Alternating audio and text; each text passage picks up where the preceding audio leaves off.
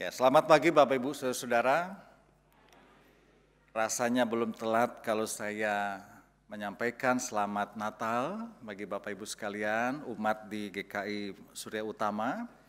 Juga pelayanan saya pagi ini teriring salam dari segenap jemaat dan simpatisan di GKI Pasir Koja, Bandung. Ada warga Bandung, Bapak Ibu? Nggak ada? Atau warga Bandung yang sedang main ke Jakarta, lalu ke Surya Utama, ada? Tidak ada. Mungkin ada tapi nggak ngaku gitu ya. Biasanya kan begitu ya, kalau liburan orang Jakarta ke Bandung, bikin macet begitu ya. Orang Bandung ke Jakarta, begitu.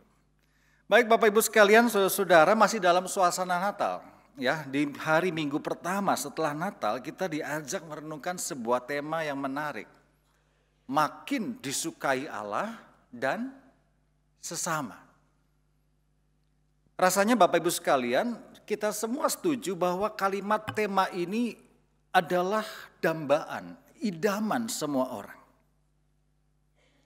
Siapa sih yang nggak ingin disukai oleh sesamanya?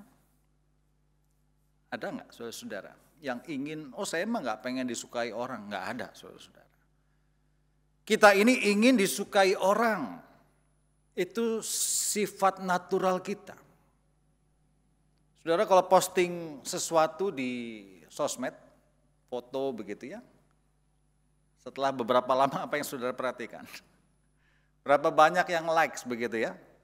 Berapa banyak sih yang nge-like foto kita, berapa banyak sih yang lihat postingan kita dan itu akan mempengaruhi mood kita, saudara. Gitu ya. Jadi tidak ada rasanya orang yang tidak ingin disukai oleh orang lain. Begitu juga dalam relasi kita dengan Allah, siapa sih yang nggak mau disukai oleh Allah? Semua kita ingin disukai oleh Allah. Jadi tema ini tema yang relate, saudara, tapi persoalannya tema ini terlalu ideal, saudara. Kenapa? Karena pada kenyataannya ada orang yang populer, orang yang disukai banyak orang yang punya banyak pengikut penggemar, tapi dia belum tentu menjadi orang yang setia kepada Tuhan. Dia disukai orang banyak tapi belum tentu disukai oleh Tuhan. Tapi sebaliknya juga ada orang-orang yang hidup setia sama Tuhan, orang yang taat melakukan kehendak Tuhan, orang nggak suka sama dia, saudara. Dia malah dibenci, dia malah dimusuhi, ya kan? Jadi kadang saudara serba salah, saudara. Kita ingin disukai orang tapi kita belum tentu taat sama Tuhan. Orang yang disukai Allah belum tentu disukai sesamanya. Sebaik-baiknya saudara, sesaleh-salehnya saudara kan? Saudara bisa menyenangkan semua orang? Bisa? Nggak bisa, saudara. Pasti akan ada aja orang yang nggak senang sama kita. Akan ada aja selalu haters yang gak suka dengan kita. Sebaik-baiknya saudara, serohani-rohaninya saudara. Jadi saudara, kalau ada orang yang disukai Allah dan juga sesamanya, dia adalah orang yang ideal. Tipe manusia ideal, saudara. Apakah ada manusia yang seperti itu? Rangkaian bacaan Alkitab hari ini memperlihatkan ternyata ada loh, saudara. Ada manusia yang dikasihi, yang disukai Allah dan sesamanya, setidaknya pada masa awal kemunculan mereka, saudara. Siapa? Kedua orang itu saudara adalah Samuel dan juga Yesus dalam bacaan kita hari ini.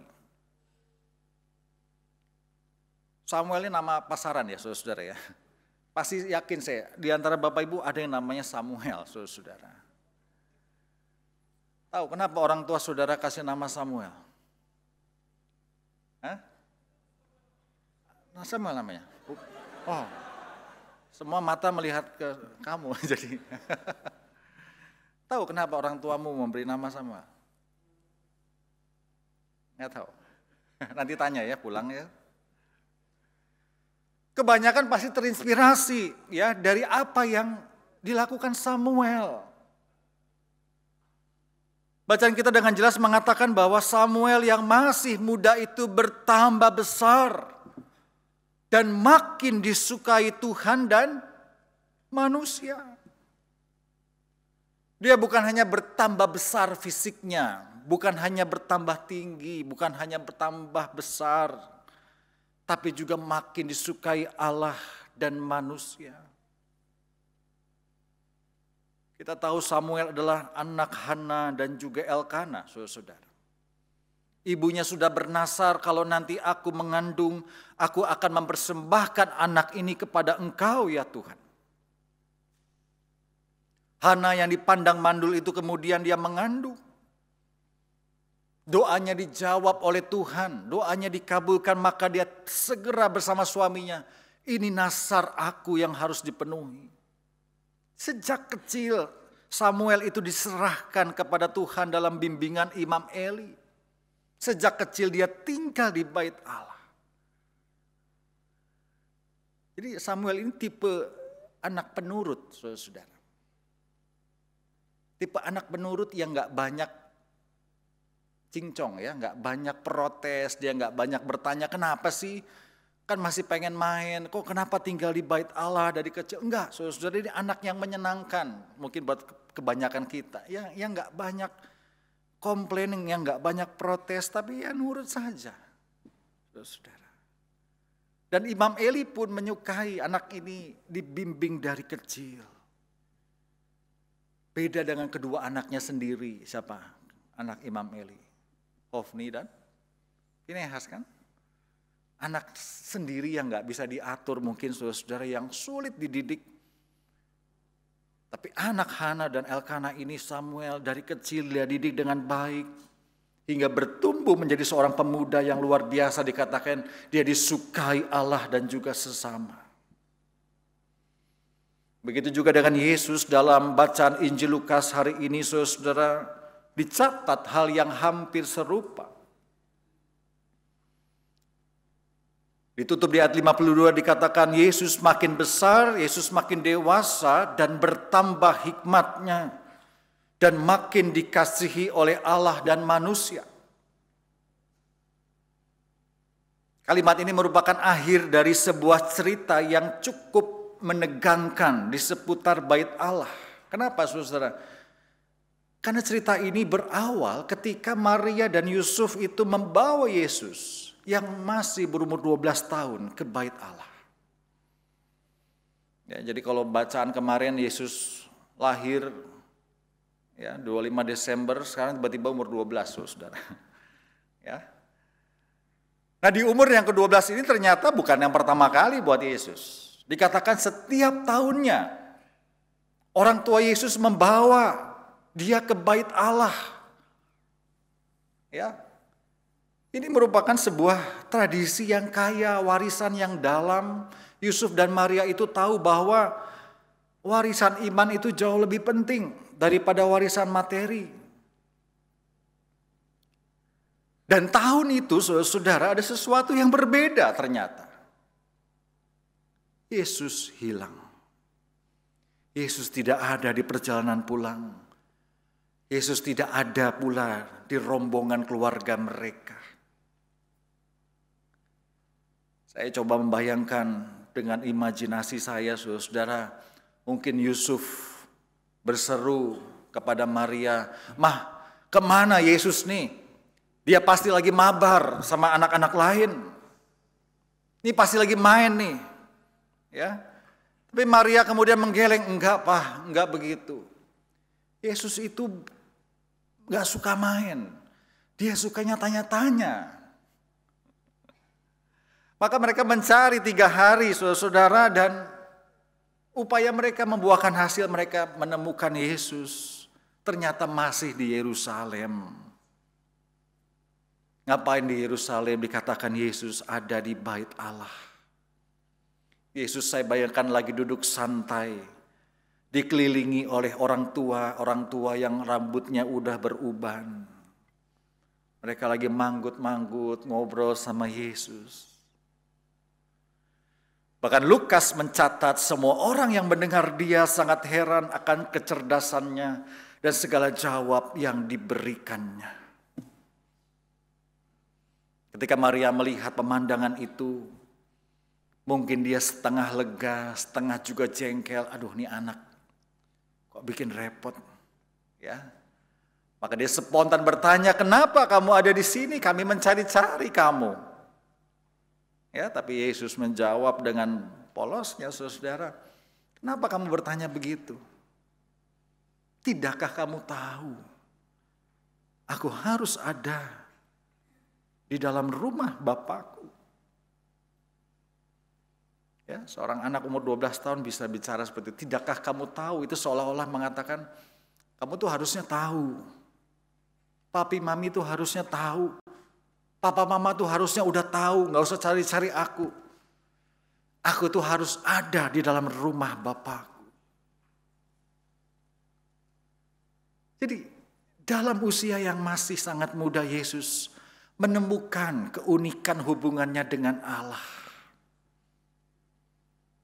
Seperti Samuel tadi juga, bahwa ketika Yesus bertambah umurnya, dia bukan hanya bertambah besar secara fisik, tapi bertambah juga hikmatnya, dikatakan.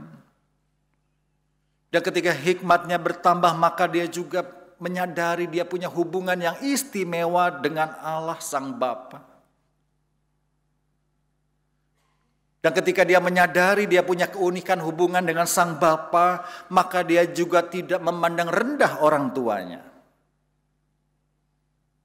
Terbukti ketika Yesus, ya dia tetap kembali pulang bersama Yusuf dan Maria ke Nazaret. Dia nggak melawan ketika dia bertemu orang tuanya. Dia sadar dia masih harus tinggal bersama Yusuf dan Maria hingga genap waktunya. Dia memberitakan Injil Kerajaan Allah. Saudara, yang bisa kita renungkan pagi ini, yang pertama bahwa Samuel dan Yesus tidak seketika menjadi orang yang punya karakter seperti itu. Ya. Mereka nggak seketika punya kepribadian yang seperti itu yang bisa menyenangkan Allah dan juga manusia. Tapi dari kecil mereka dibentuk oleh keluarga yang sungguh-sungguh mengasihi Tuhan. Samuel besar di bait Allah di bawah asuhan Imam Eli. Yesus besar dalam asuhan kedua orang tuanya yang taat.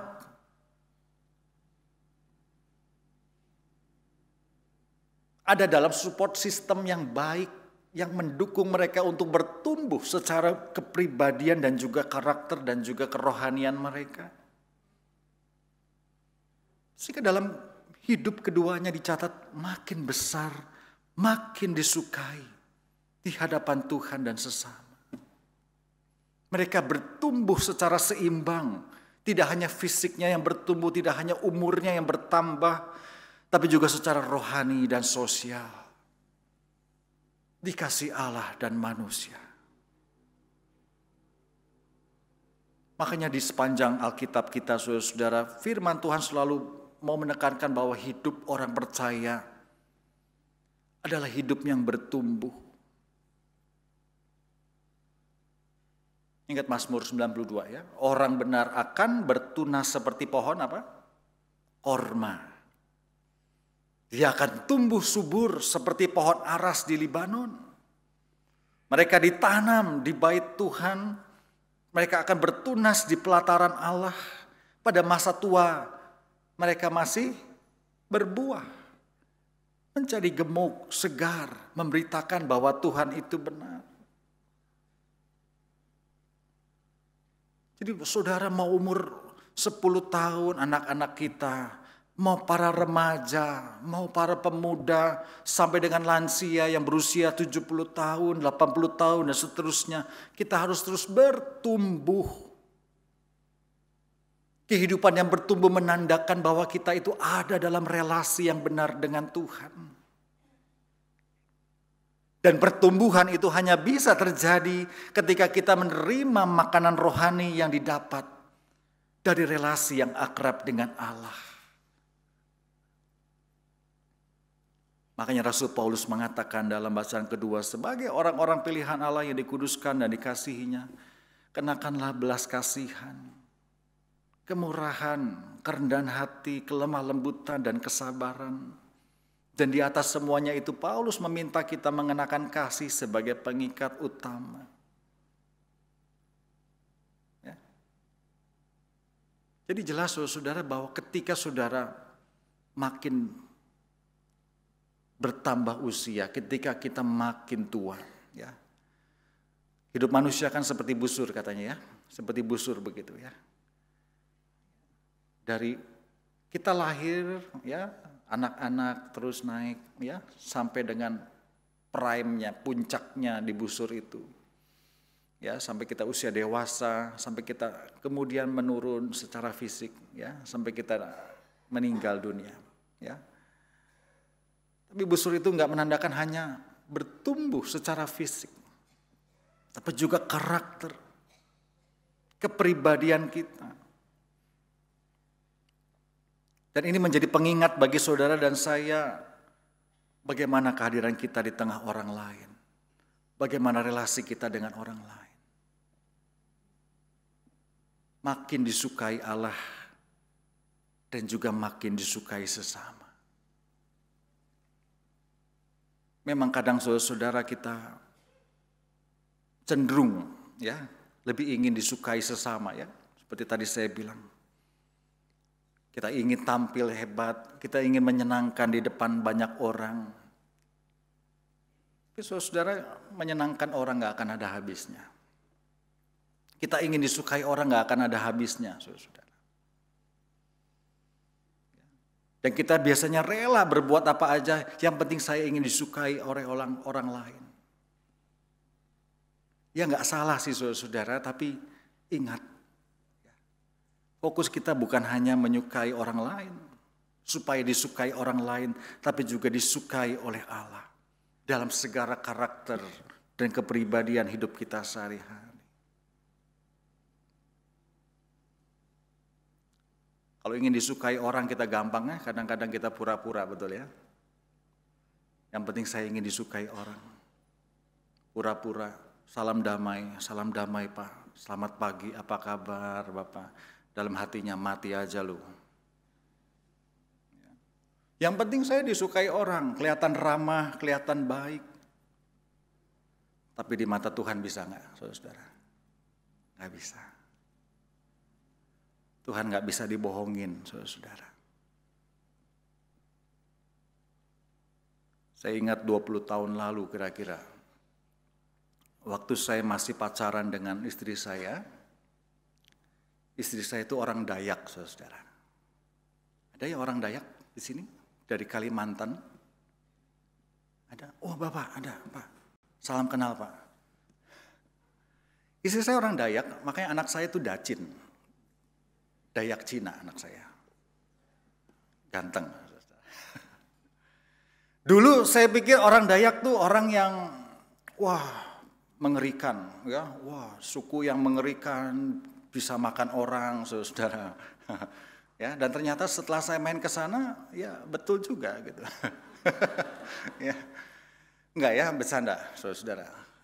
Jadi waktu pertama sekali saya harus bertemu dengan keluarga calon istri di sana. Ada calon mertua, calon kakak ipar. Karena istri saya ini anak bungsu, saudara. Dan kami harus ada dalam satu rumah. Dan tiba waktunya kami harus makan siang bersama-sama. Ketika makan siang bersama-sama, ada sebuah meja di depan kami, tudung saji dibuka, saudara, dan mata saya terkejut menatap satu menu makanan yang buat saya nggak biasa, saudara.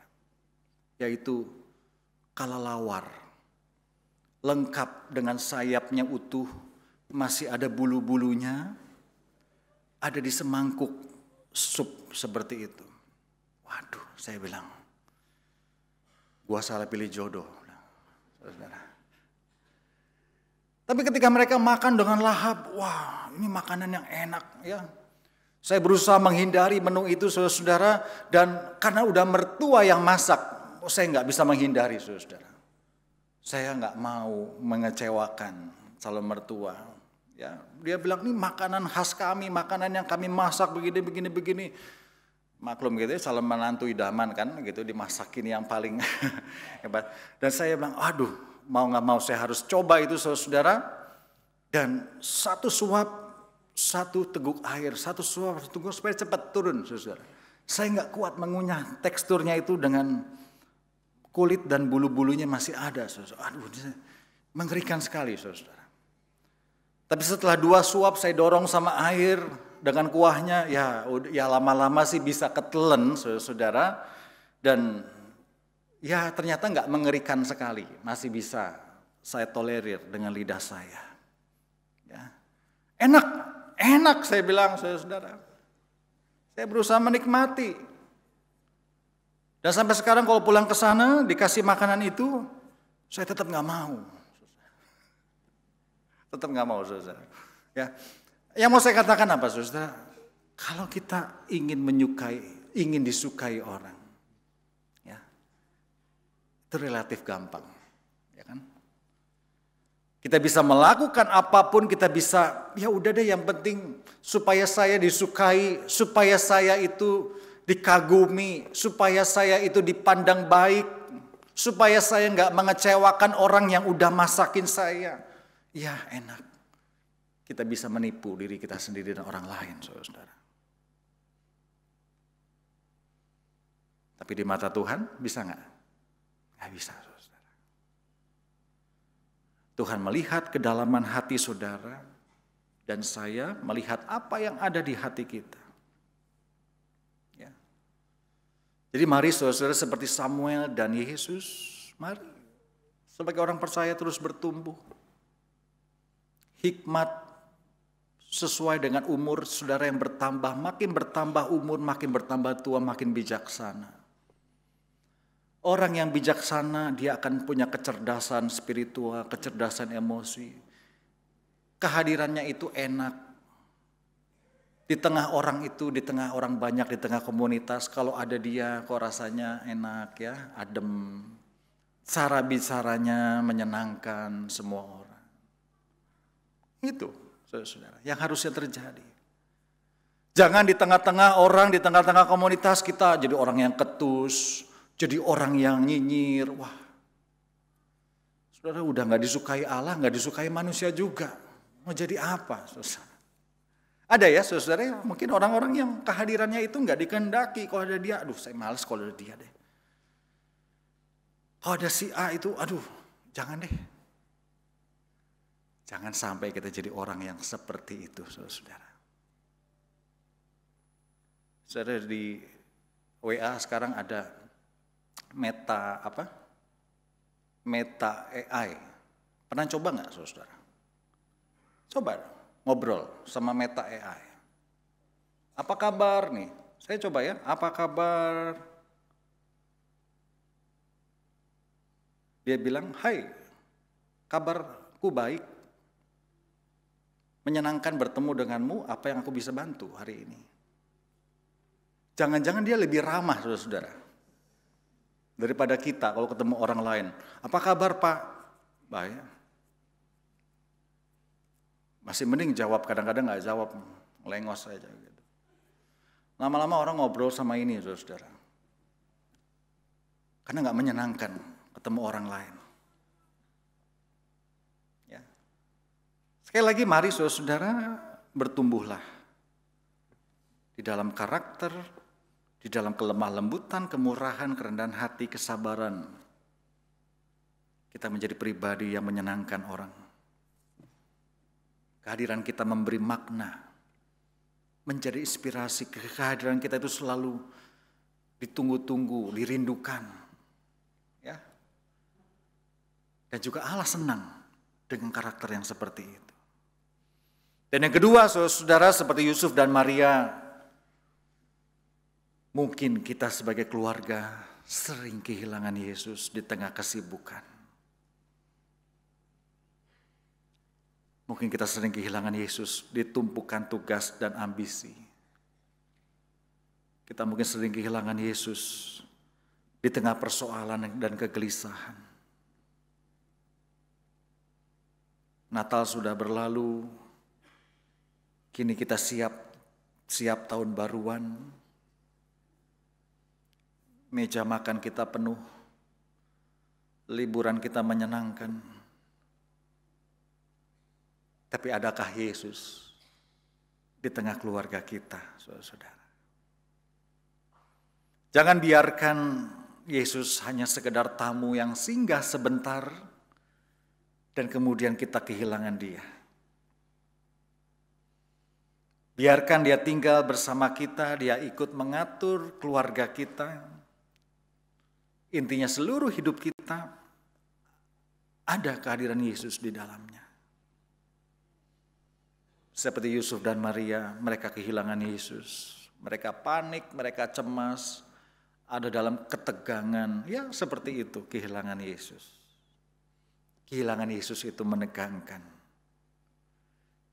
Tapi menemukannya kembali, itu menjadi penghiburan, kekuatan untuk saudara dan saya. Tetap temukan Yesus di penghujung tahun ini, agar kita bisa mensyukuri apa yang telah dikerjakannya bagi saudara dan saya. Selamat menyongsong tahun baru. Tuhan Yesus memberkati kita semua. Amin.